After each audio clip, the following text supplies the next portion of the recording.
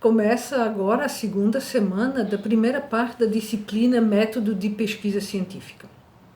E vocês terão esta semana uma tarefa crucial a realizar. Eu aguardei bastante tempo até fazer este vídeo aula para vocês, porque para esperar um pouco o que é que os debates e as discussões e as dúvidas emanadas do fórum. Mas como não houve suficiente debate e exposição de ideias, vou trazer para vocês alguns comentários sobre o trabalho que deverá ser realizado esta semana na tarefa, que é formular um problema de pesquisa, quer dizer, fazer a apresentação da temática e formular um problema de pesquisa. E vou trazer os problemas mais recorrentes que se costumam cometer nesse tipo de tarefa. Bom, como eu disse no primeiro vídeo, pesquisar é responder uma pergunta. Se isso for verdade, então há que formular uma pergunta passível de ser respondida por meio de uma pesquisa científica, correto? Então, a questão está, nem toda pergunta pode virar um problema de pesquisa. Ela tem que ter algumas características. Então, por exemplo, uma pergunta que te leva a uma resposta baseada em tua opinião, suas crenças, etc., ou fatos que não podem ser vistos por mais ninguém, será que isso permite uma pesquisa científica? Não. A sua opinião pode se contrapor à opinião de outra pessoa. As suas crenças podem se contrapor às crenças de outras pessoas. E fatos que não podem ser vistos ou explicados por mais ninguém também não permitem que seja verificado que haja uma margem de credibilidade, de fidelidade, de legitimidade. Então, para construir uma resposta científica, há que se apoiar em fatos, em elementos, informações que podem ser dadas a conhecer e explicados a partir dos conceitos de teorias aceitos pela comunidade científica, pela ciência, e que permitem explicar e responder ao que você perguntou. Então, para você poder construir uma resposta cientificamente elaborada, a tua pergunta também tem que ter umas certas características. Por exemplo, o que é responder com método? Método científico é aquilo que vai dar legitimidade à tua pesquisa. E o que é responder com método? É responder explicando e descrevendo para todo mundo, para todos os que forem ler, quais os passos que você deu, que dados você coletou, como você os articulou com a teoria, de modo a qualquer um possa refazer o caminho que você fez e comprovar o que você comprovou. Se o teu método não for escolhido, não for público, a tua pesquisa não tem valor. Bom, para conseguir fazer tudo isso, ou seja, construir uma resposta científica com método, o primeiro desafio, então, como eu disse, é fazer uma pergunta passível de ser respondida a partir desses critérios. Se sua pergunta não puder ser respondida com método científico, você não vai ser capaz de fazer pesquisa científica nenhuma. Dá um exemplo.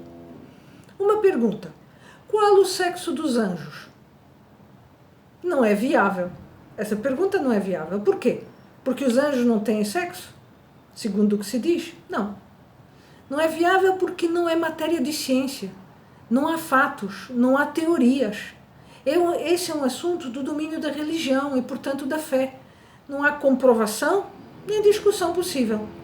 É uma questão de fé e ponto. Não há um critério de verdade. Então, essa pergunta não é possível. Mas eu vou dizer uns exemplos que esses sim podem ser possíveis, mas repara como a pergunta não está dada. Vou dar uma situação hipotética. Houve um tempo atrás, aconteceu uma onda de saques a supermercados em uma cidade do interior aqui do Rio Grande do Sul. Bom, alguém na cidade se fez a seguinte pergunta: quem cometeu os saques? É uma pergunta legítima? Sim, é, para o delegado de polícia da cidade. Para o delegado de polícia da cidade, o problema dele naquela situação era quem cometeu os saques. E para isso ele foi trabalhar para tentar desvendar isso. Para o prefeito da cidade, o problema era, por exemplo, como articular as instituições, as entidades, enfim, os entes políticos da cidade para evitar os saques. Ele convocou, por exemplo, o Clube de Diretores Logistas, a CEE, a Companhia de Energia, para ver se podia aumentar a iluminação, melhorar a iluminação na cidade, de modo a tentar evitar aquela situação. Mas na cidade havia um jovem pesquisador, e esses dois problemas não lhe diziam respeito. Ele não era nem prefeito nem delegado de polícia. Ele queria compreender, conhecer melhor o problema, saber as suas raízes, as suas origens. Então ele percebeu, ao conhecer um pouco mais a realidade daquele cenário, que os saques aconteciam em supermercados, não em joalherias. E que dois indivíduos que haviam sido presos não tinham nenhum antecedente criminal. Então ele se perguntou, eu tenho que descobrir porque é que isso aconteceu. E aí se perguntou, fez a seguinte pergunta: até que ponto a onda de saques em supermercados foi influenciada pelo desemprego na cidade? Por que é que esse problema é viável para ser o primeiro passo de uma pesquisa? Porque, reparem, há uma hipótese subjacente embutida nessa pergunta. Há uma possível direção para a resposta que é dada por teorias. A resposta para compreender os saques estaria eventualmente no desemprego. Isso faz sentido? Faz. Há teoria sociológica que dá suporte a essa premissa. Seria possível achar dados para comprovar desemprego? Sim. Existe o IBGE, existem instituições econômicas que fazem estatísticas, dá para saber se houve aumento, diminuição, etc. Seria possível achar informações sobre as características dos saques, as motivações dos saqueadores, o perfil social das pessoas? Sim, pode-se fazer entrevista. Poderia entrevistar vários personagens. Bom, então, essa é uma pergunta que é possível ser investigada. Existe teoria, existe dados, ela faz sentido. Ele vai resolver o problema dos saques? Não de maneira imediata. Ele vai compreender o problema. E ao compreender o problema, saber as suas origens, as suas causas, etc., a sua resposta poderá ser um grande auxílio para os gestores. Então, a direção que está posta na pergunta, ela pode tornar um problema capcioso, ou seja, direcionar a resposta. Isso pode ser uma pergunta que você esteja se fazendo. Pode. De fato, isso pode acontecer, mas só se você não tiver método. Se o teu projeto não tiver bem acabado. Mas se todos os passos que você der, tanto na coleta de dados, quanto na articulação com a teoria, forem descritos na pesquisa, não há como ser capcioso, não há como fraudar uma pesquisa. Se por acaso a tua hipótese não se verificar, se por acaso você descobrir com os dados, as informações e o cruzamento com a teoria, que não foi o desemprego que gerou a onda de saques, ainda assim a tua pesquisa não está perdida. Vai em busca do que é que então terá motivado. Vai em busca de uma teoria que dê suporte a isso, a essas respostas diferentes que você achou. Nesse caso, por exemplo, no campo da ciência política, da psicologia, há outras teorias que poderiam dar outras respostas. Então, nada está perdido.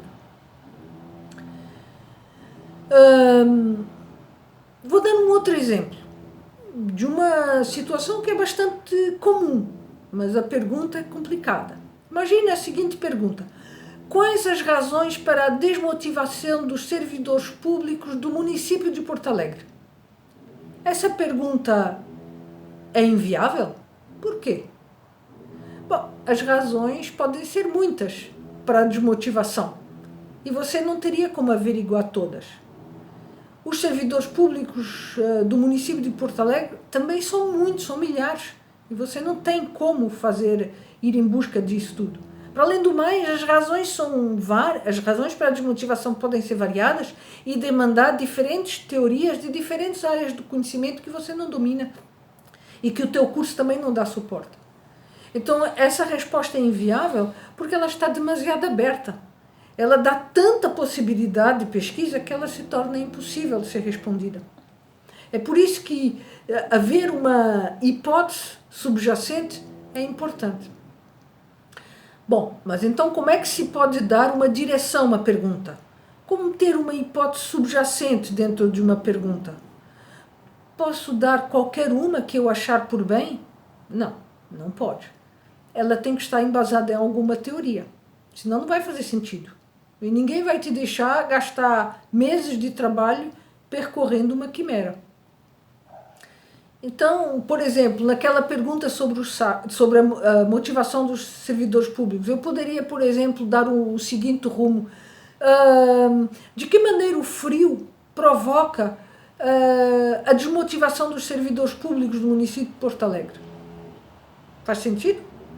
Faz algum sentido essa pergunta? Não. Não há nenhuma teoria, não há sequer dados que me permitam fazer essa suposição, formular essa pergunta a partir dessa hipótese subjacente. Então, não, essa pergunta não faz nenhum sentido. Bom, um outro erro frequente, principalmente cometido, e aí eu quero que vocês prestem atenção, porque é principalmente cometido por quem trabalha em uma empresa que quer pesquisar algo que seja útil para a sua atuação profissional. É perguntar sobre algo que ainda não aconteceu ou que ainda está em curso. Por exemplo, de que maneira o plano de carreira da empresa X pode aumentar a produtividade dos funcionários? Não sei, você também não sabe. E não é possível saber, nós não temos bola de cristal, as coisas ainda irão acontecer. Então você não pode fazer uma pesquisa sobre algo que ainda não aconteceu, não há dados para verificar. Essa é uma pesquisa possível, uma pergunta possível, se o plano de carreira tiver já sido implementado e se tiver havido algum tempo que permita medir produtividade. Se não for assim, não é possível. Quem está numa empresa se depara diariamente com problemas para resolver.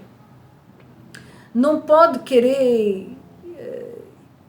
adiar e o tempo todo estudar as situações. Tem que tentar resolver, né? Os problemas de gestão têm essas características, os problemas de pesquisa têm outros. Nós não podemos fazer uma pesquisa para resolver um problema de maneira absolutamente imediatista. Normalmente a ciência ela é feita para conhecer, para compreender. E é essa compreensão que vai ajudar os gestores a resolver os problemas de maneira imediatista. Você pode fazer uma pesquisa que depois, como gestor, você vai utilizar o que você aprendeu para resolver problemas. Mas há que ter muito cuidado com o pragmatismo da formulação da pesquisa. A pesquisa científica ela exige tempo, ela exige leitura, ela exige coleta de dados, cotejamento de dados, muita reflexão, etc. E isso normalmente não dialoga muito com o imediatismo da necessidade de solução de problemas que a gente tem quando está trabalhando numa empresa. Bom, e por falar em leitura, não se esqueçam que esta semana também há leituras para fazer.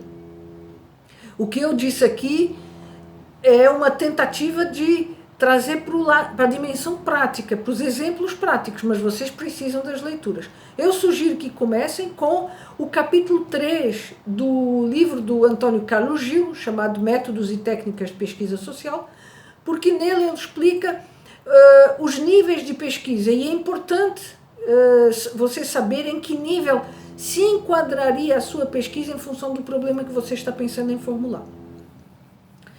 Depois há outros dois textos que aí vocês podem ler um ou outro, primeiro, em segundo ou terceiro lugar, que é o capítulo 4 do mesmo livro do Antônio Carlos Gil e o capítulo 5 do livro da Sylvia Roche, chamado Projetos de Estágio do curso de Administração. Os 2 capítulos tratam das características que precisam ter os problemas de pesquisa. Ou seja, são leituras imprescindíveis, sem os quais você terá muita dificuldade de formular um problema de pesquisa. Esse é o desafio. Vejam que na tarefa indicada, o volume do texto, a dimensão do texto não é grande, mas esse é um passo nevrálgico para o resto da pesquisa. Se conseguirmos fazer esse trabalho bem amarrado, o resto do projeto vai de forma muito mais fácil. Esse é o desafio desta semana. Apresentar uma introdução da temática da sua pesquisa e um problema de pesquisa viável e cabível.